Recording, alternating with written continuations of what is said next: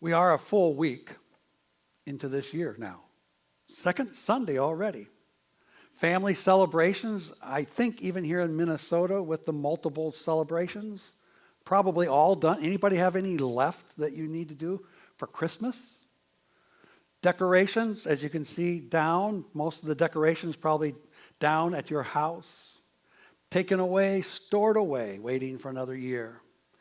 You know, all of the activity that we've been through, it can leave you feeling like you've just done that crazy activity where, you know, you have the baseball bat and you lean over and put your forehead against it, and then and then you're expected to try to run someplace, and everybody laughs as they watch you stagger and try to get to that designated place finally. It sometimes feels like that at the end of the year and the beginning of a new year.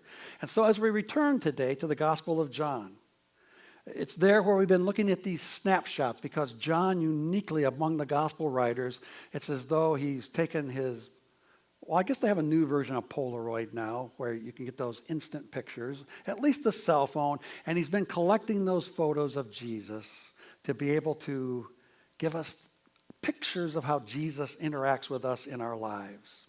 It's a good day today to get our bearings in a passage that comes at the end of John chapter 11. It's a passage that is generally overlooked by most commentators, and this puzzles me when I look at the headings used to identify the passage. I just took out some of my Bibles to see how they headed this section. With one Bible, it was the plot to kill Jesus. The Pharisees' plan to kill Jesus. The Pharisees' plot to put Jesus to death. Conspiracy to kill Jesus. There it gets a little more intriguing. Reactions to Jesus. And then the one I found here, I thought this morning as I was going through this again, this really should have been the title for what I gave this today. The man who creates God signs. Jesus is the one who creates God signs in our lives to be able to direct us to God. And so the passage here, it marks a distinctive, a very significant turning point. The page in the photo album now turns to where the title would be the final events of Jesus' life. The last week of Jesus' life. And the rest of the gospel is dedicated to that.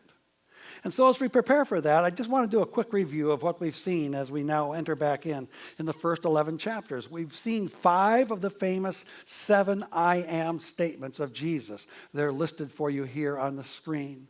I'm the bread of life. I'm the light of the world. I am the gate. I'm the good shepherd. I am the resurrection and the life. We're still going to see I am the way, the truth, and the life. And I am the true vine in chapters 14 and 15. We've seen all 7 of the miraculous signs of Jesus. From water being turned to wine, the nobleman's son being healed, healing of the man at the pool of Bethesda, the feeding of the 5,000, walking on water, the healing of the blind man, and finally raising Lazarus from the dead.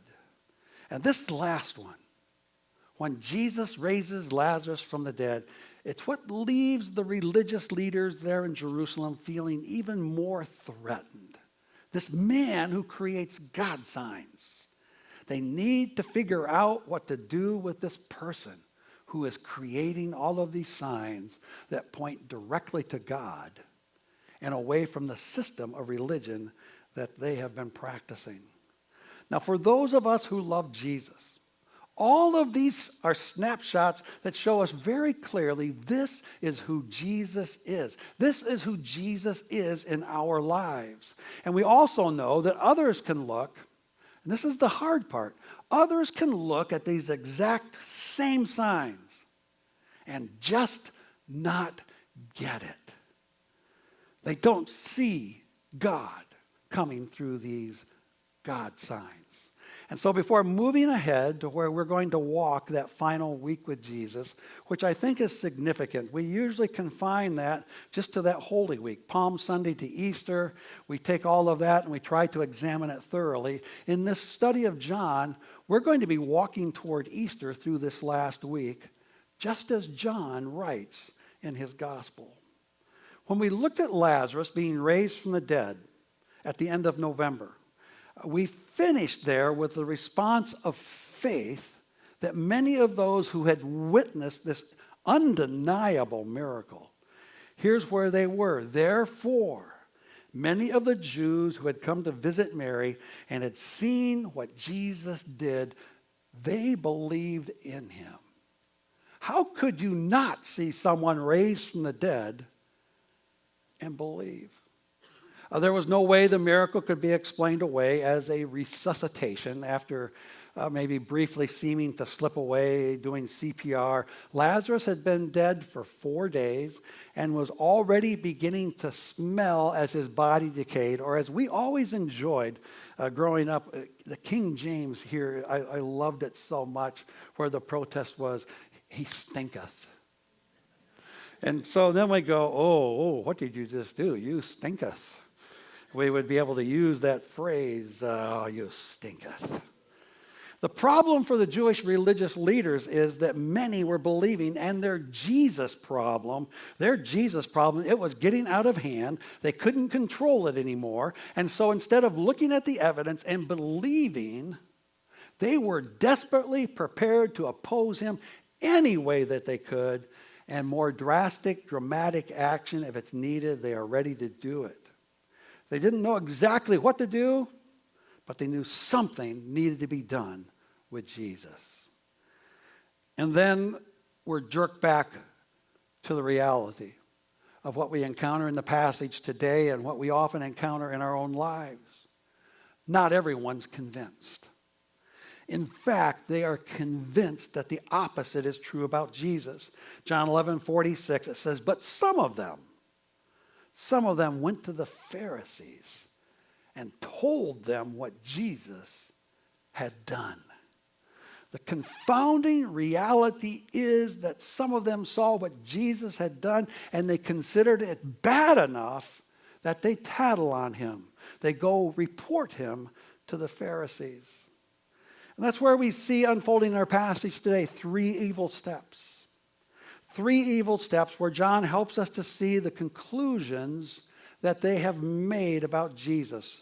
First, we need to read the passage. As the chief priests and the Pharisees called a meeting of the Sanhedrin, we read beginning in John 11, verse 47. What are we accomplishing, they ask. Here is this man performing many signs. See, they're already realizing he does perform them.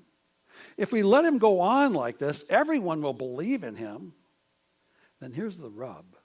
And then the Romans will come and take away both our temple and our nation.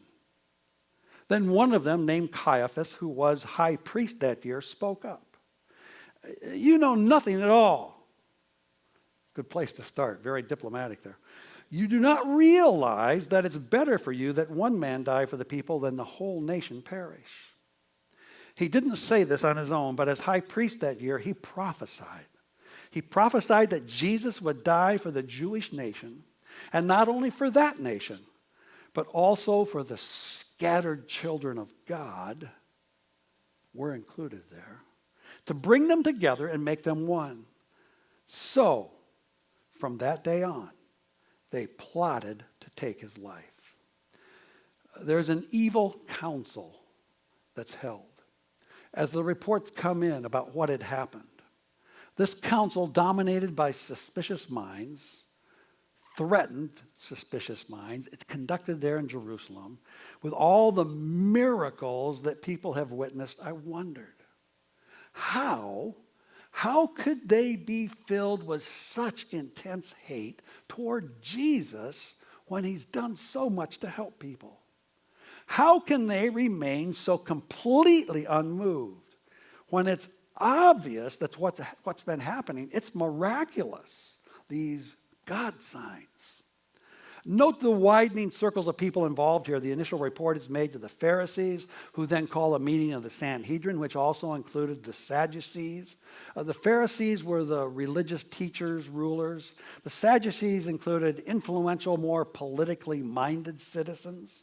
These two groups, usually on opposite sides where they're going at each other. And while it may not have been officially true, the Sanhedrin was recognized as the ruling body of the nation.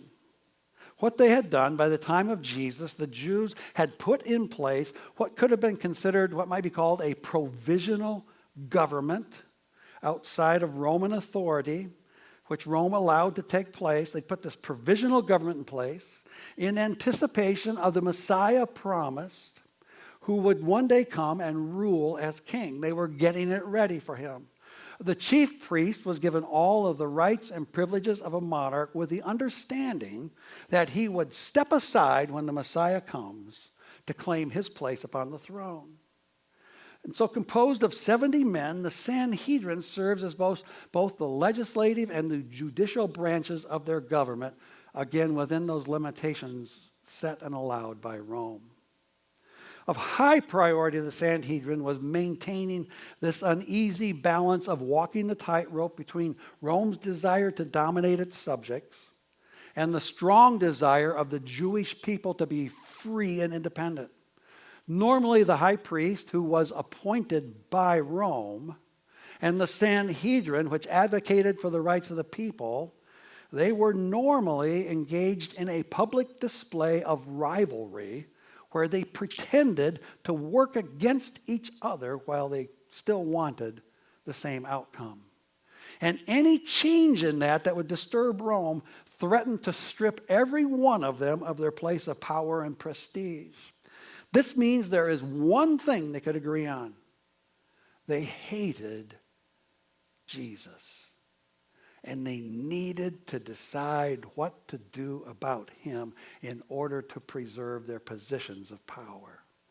And so they meet to decide what to do with Jesus. Their problem is he carries all of the scriptural credentials. He has produced all of the miraculous signs one would expect of the Messiah. However, he lacked an army. Siding with Jesus to defy Rome. Without an army, it invited the worst kind of death. Roman generals were known to line the roads of rebellious cities with crucified bodies of men and women, and then they would then sell their children into slavery. This is the dynamic that's powering all of the evil intrigue that takes place here as they decide what to do with Jesus.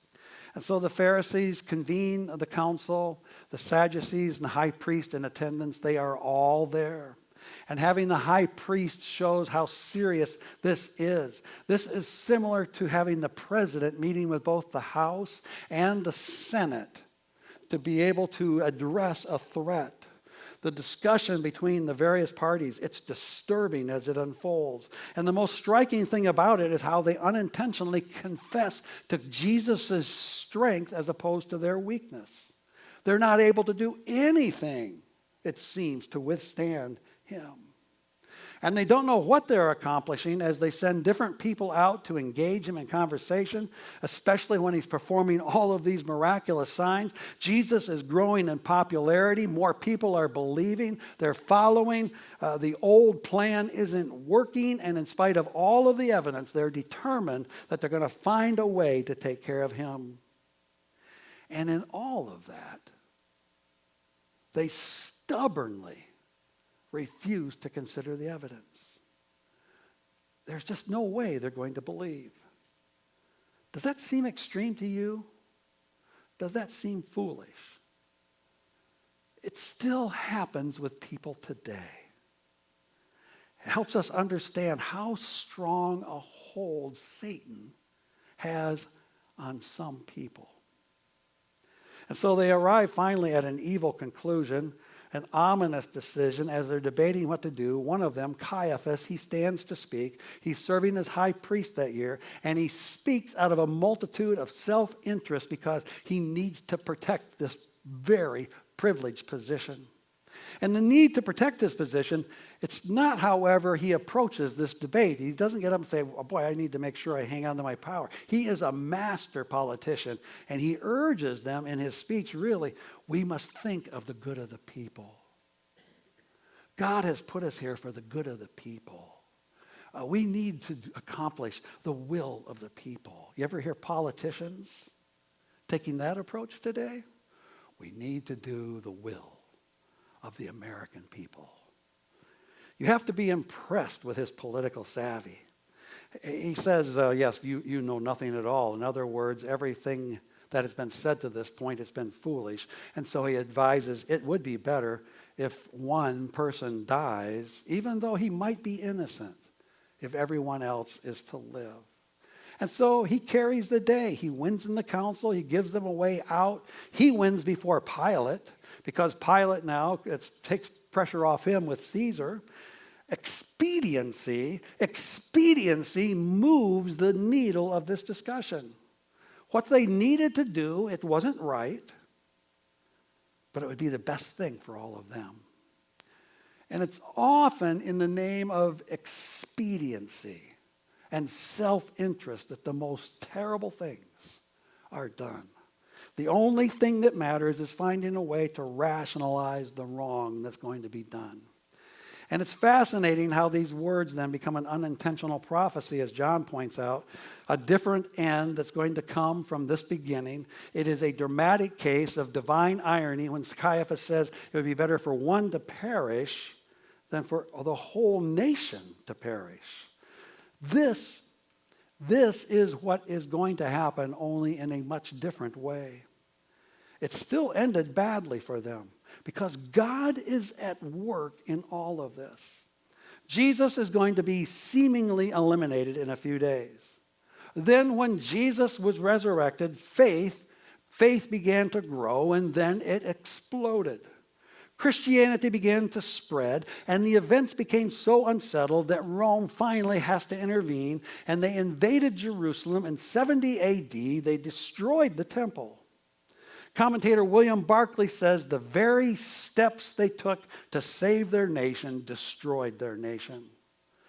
They did everything they could to interrupt the growth of those who were following Jesus. Those numbers, they grew, and it wasn't long before there were Christians in every major city and in every country of the Roman Empire, because people, you cannot frustrate God. You can oppose him, but you will pay the consequences. In a much bigger and more important way, we know, because we've been through Easter so many times, that Caiaphas was right. It was better that one man, Jesus, die for the people, so that the rest of humanity doesn't need to perish. As Jesus becomes God's sacrifice for sin, stretching out his arms to be able to make the way between us and heaven. He died so that we might be called the children of God. It's so incredible to see God at work through all of this. Well, before we leave this chapter 11, let's turn from the story of the council as they're meeting to examine their responses, to look at our responses to this question. What am I doing with the miracle worker? What am I doing with this one who creates God's signs? There's only 3 choices I can find. The first choice is you can ignore him.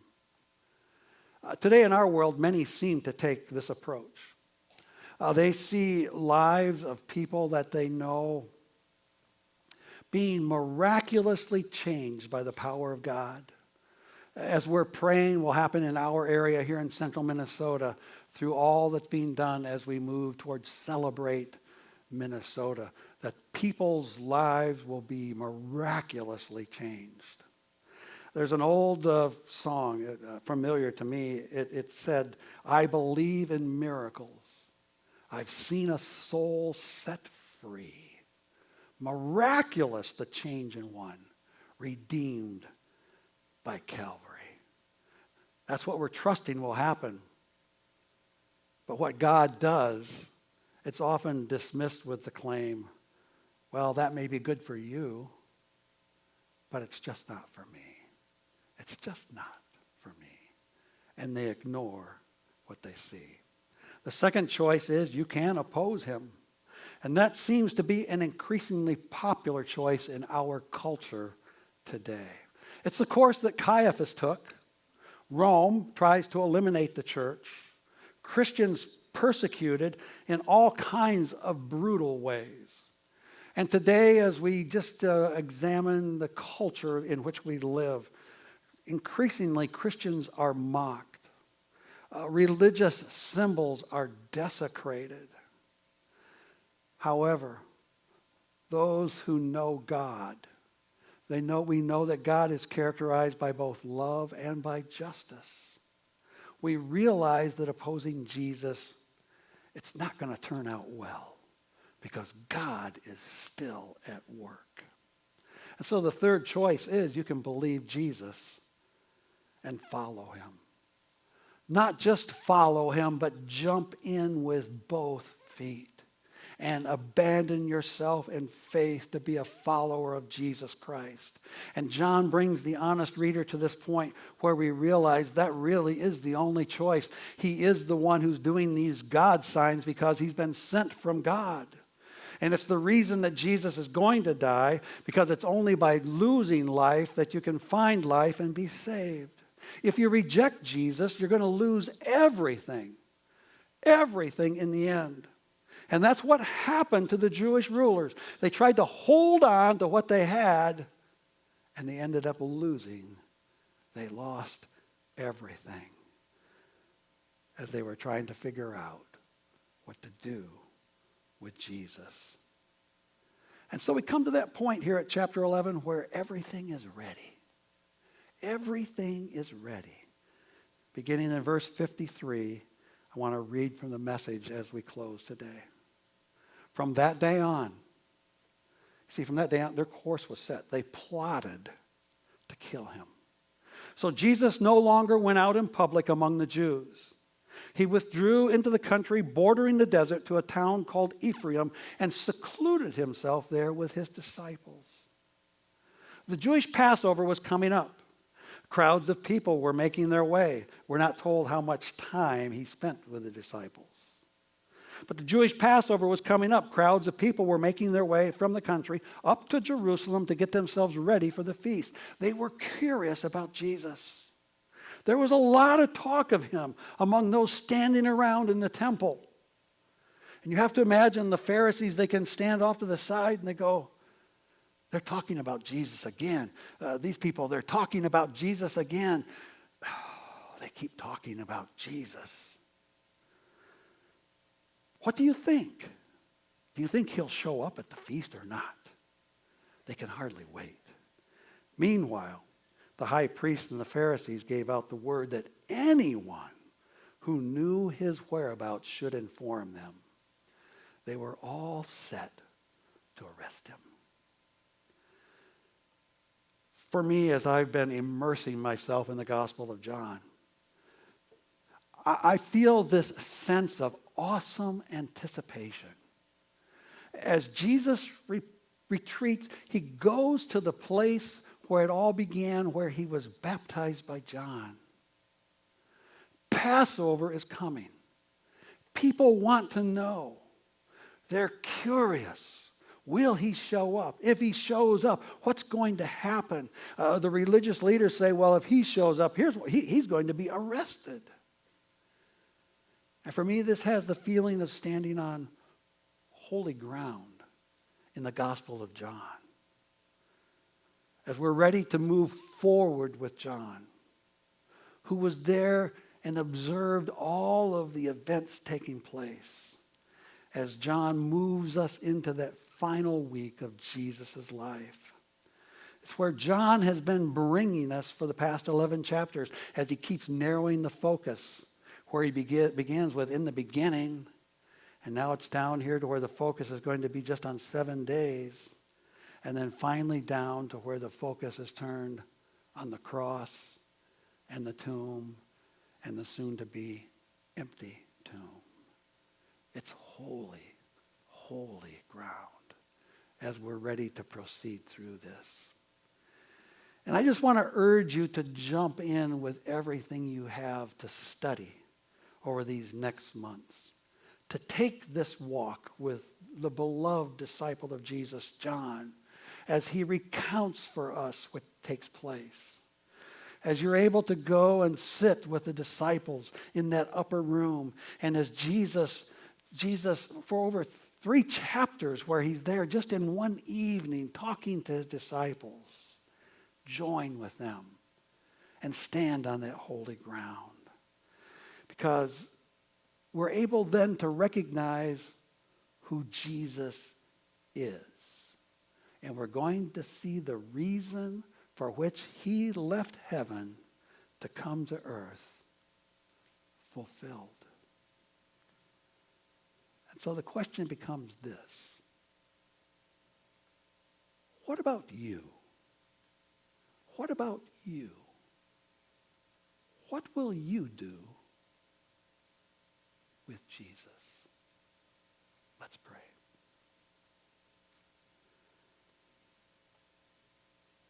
Just think about that question for a moment and invite the Spirit of God to speak to you. 8 days into 2023. What does the Spirit of God tell you about your walk with Jesus? Are there places where you need to move from the edge of the crowd? To move out from among the curious, is Jesus going to come? Where you're one of those who walk with Jesus? Where you sit in the upper room?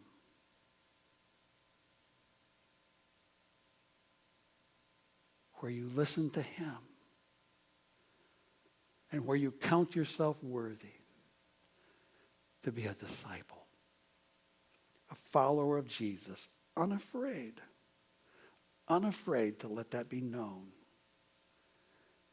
in this world that Jesus came to save.